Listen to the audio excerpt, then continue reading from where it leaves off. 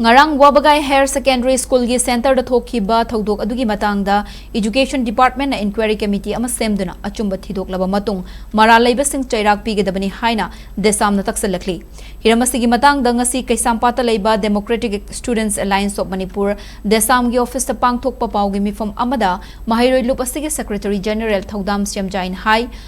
Ahen mamatam hapu yadi haibigi wahauda ngarang Wabagai Higher Secondary School gi center da exam thariba mahiroi singna chathakhiba thawong aduda mahiroi chaniga kunmari gi pakhumche sing sagaiduna mang takhan khiba adu desam na akan mamong da condemn tawi thawong asi tawpham thokpa achumba thabak amagum haugullakiba mahiroi singna tawba ngamlakiba asigi karidagi no haiba wahang amal lakli tanja asida aranba tawba singi mathakta achumba thidoktuna cheirak pi haudrabadi khunai asi amambagi lambi amada chatkigani masida Maral Leiba sing Cheirak pi haudrabadi chatnabi ama onthoktuna Manipur gi exam center khudingmakta sandorakloi hainingai leite maramaduna Manipur leingakna hiramasigi matangda athubada thabak laukhatkadabani amaromda Kaksingi exam center amada sakhangdaba kharana Changlaga ngarang thoki ba subject ki paukhumche mahiroi singda yen thoki haina desam da pau fangkhe masina achumba oirabadi khwaidagi laibak thibani asigumba thawong asi matungda amuk hanna thokhandana ba syamjaina miyam da khangalakli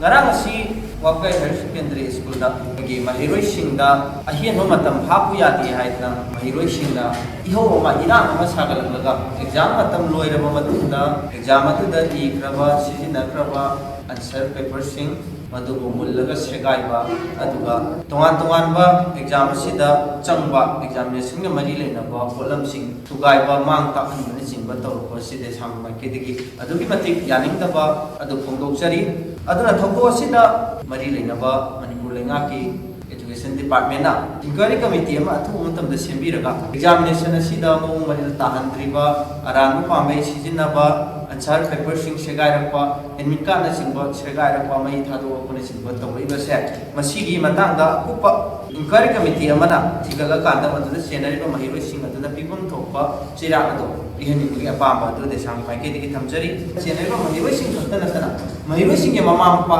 thodu osida yaukselliba ithil biselliba bacha masu singda inot hapiba matuguma arano pambai da lamjing kan nabagi tongto konari mama pa sing du dasu mari leinaba Education Department gi maikai digi akanba Cheirak ado pihaningi